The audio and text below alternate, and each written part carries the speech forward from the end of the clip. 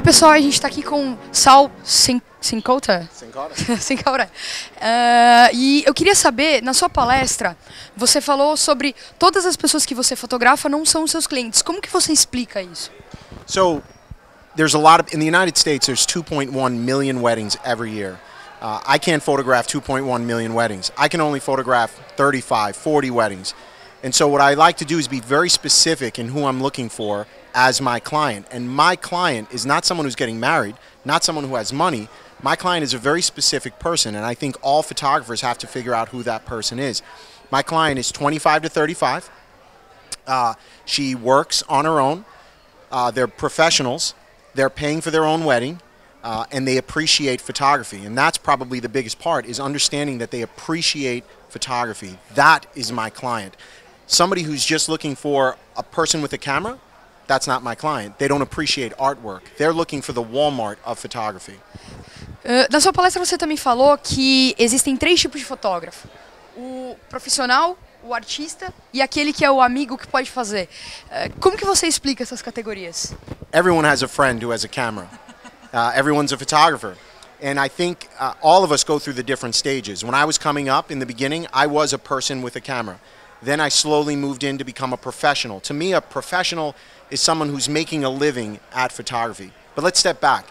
A person with a camera, a friend, is more of what we call a weekend warrior. That's somebody who works a full-time job, but on the weekends, they're doing weddings. Okay? Everyone starts there.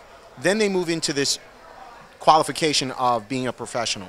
A professional photographer is somebody who makes their income, their living, on photography. But only a select few people are able to transcend into becoming an artist. And once you get to that area where you're seen as an artist, you can charge whatever you want for your services. And I think all photographers want to eventually arrive there, but the path is not easy. Ok.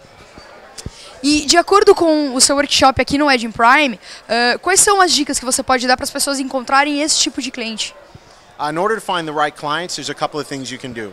First, you have to identify your style. I see a lot of photographers that are not clear in their own style of photography. Are you a photojournalist?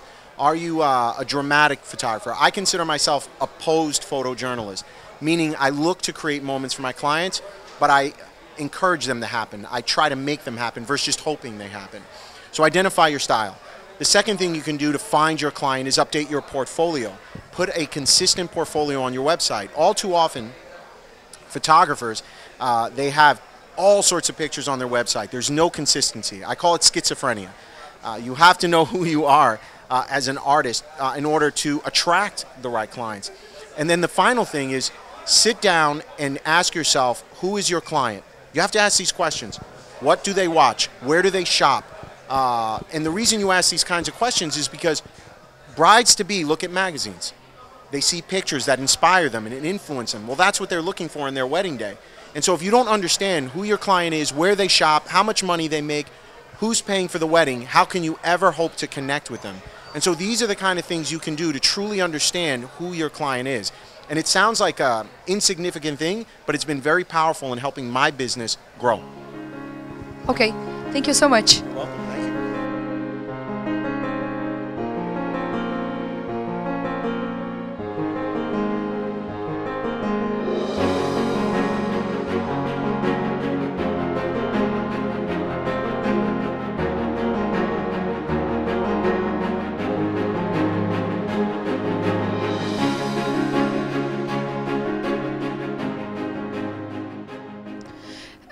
Vocês disseram que essa é a 3ª vez de vocês aqui no Brasil e que nós inspiramos vocês.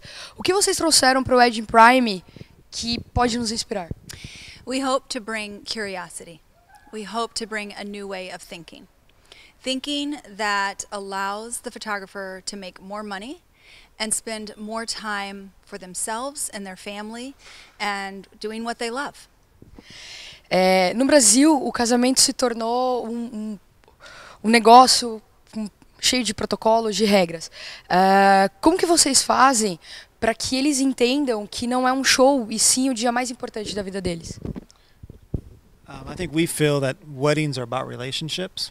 I think it's very important as a photographer to educate the bride in a way that shows that relationship as a photographer to the bride and to the groom, having that relationship with them, and that in return stress the importance of relationships on the wedding day. That this is a once-in-a-lifetime event. It's very special, very sacred, and it needs to be treated as one, not as a show or a spectacle, because as a photographer is the most important, not the most important person at the wedding, but is a very important part of the wedding, because he's documenting or she's documenting that event for that couple to look down years down the road and see it. And you want to be able to see those relationships, not place settings and scenes and the party. You want to be able to see the relationships in those images. Qual que é a importância para o fotógrafo entender que são as pessoas, as famílias, os amigos, os relacionamentos que fazem a fotografia e fazer eles não se perderem por trás das câmeras? We think that photography is an expression of the heart. And as I've talked to a lot of different people today, we've talked about how easy it is for the heart or the body to become like a robot. And we shut down our emotions and we do things like a robot. I think as a society, the wedding industry is there as well. It's all about the details and these kind of things, and not about what's really important, the family relationships, the husband and wife relationship. I believe as the photographer creates a business that allows them to have more time to be real with themselves, to connect with their heart, themselves, their family, their friends, they'll carry that into the wedding automatically. And they'll start to draw clients that care about that. And it's who we are is what is drawn to us. And so the more we come in contact with our family and things like that, we want to capture images of other people and their families and their relationships. I would say that as a photographer, it's easy to numb. It's easy to kind of not be present and to kind of walk through the motions in life and forget what's really going on and what's really important. So I think as photographers, if we can get our heart and our head in alignment, then we can really be able to be more effective documenters of life and history and things for those clients that will speak volumes down the road. Thank you.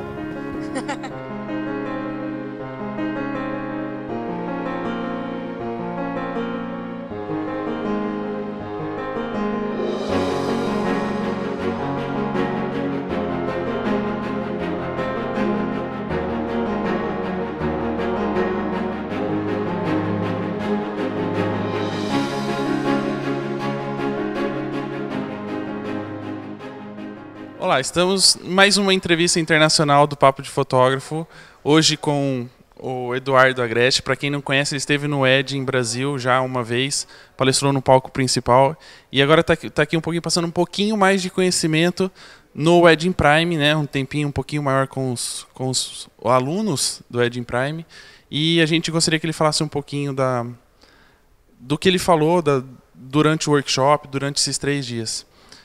Quando você começou a se interessar pela fotografia? Quando ela se tornou algo que você gostaria di fazer? Io ho iniziato a scattare che ero molto piccolo, avevo quasi 12-13 anni, però ho iniziato a fotografare da adulto, quasi a 30 anni. Pensate magari alla differenza che c'è fra scattare e fotografare. Io mi sono interessato di fotografia nel momento in cui mi sono reso conto che fotografare voleva dire raccontare qualcosa e ho cercato appunto di raccontare quello che stavo vedendo. Fino a 30 anni io cercavo invece semplicemente di fare il bello scatto, bello esteticamente, uno scatto pulito, uno scatto che fosse equilibrato, ma fondamentalmente uno scatto che poi alla fine non raccontava niente, uno scatto privo di anima. Dopo i 30 anni mi è capitato un evento particolare nella mia vita e questo evento ha cambiato il mio modo di scattare e da quel momento ho iniziato a fotografare. Bem, durante a sua palestra, né, no decorrer da palestra, você falou de ser curioso, né, Mas um curioso de não perguntar como foi feita a fotografia, mas sim por que ela foi feita. E a gente gostaria de ouvir as suas palavras para explicar este pensamento seu. Infatti è molto importante in fotografia non chiedere come è fatta una foto. Molti pensano appunto che la foto sia fatta da una macchina fotografica particolare, da un obiettivo particolare, da un diaframma e da un tempo particolare. No, la fotografia è un qualcosa di molto più intimo, di molto più personale, è un qualcosa che, come dice Bresson, si fa con la mente, gli occhi e con il cuore. E quindi ecco, nelle fotografie, quando vedete una foto bella, una foto che vi emoziona, una foto che in qualche modo vi smuove delle domande dentro di voi, non pensate a come è stata fatta, ma pensate sempre a perché è stata fatta. La vostra curiosità sia una curiosità legata al perché delle cose, al perché il fotografo ha voluto raccontare quella cosa, al perché il fotografo ha voluto dargli quel taglio particolare, cosa voleva raccontare. Ecco, è importante che sia questo la vostra curiosità e non sapere se è stata fatta con una marca particolare di macchina fotografica oppure no. E termina a nossa entrevista com uma pergunta que ele mesmo fez durante a apresentação, que é qual o conselho que você daria para os jovens fotógrafos, mas não jovens no critério cronológico, mas jovens no sentido de cabeça, pensamentos e ideias. Un consiglio veramente importante, ed è un consiglio che do io, ma un consiglio che ho visto che anche tanti altri fotografi ben più importanti di me vedo che danno. Siate sempre voi stessi quando scattate, non cercate di copiare dagli altri, perché la fotografia dovrebbe essere uno specchio di voi stessi, dovrebbe raccontare di voi stessi, e quindi veramente quando scattate metteteci l'anima e fatelo con passione e con amore. La fotografia è un qualcosa che va amato, che è un qualcosa che deve nascere spontaneamente dentro ognuno di voi. Grazie per questa intervista e ci vediamo in Italia. Volentieri, grazie.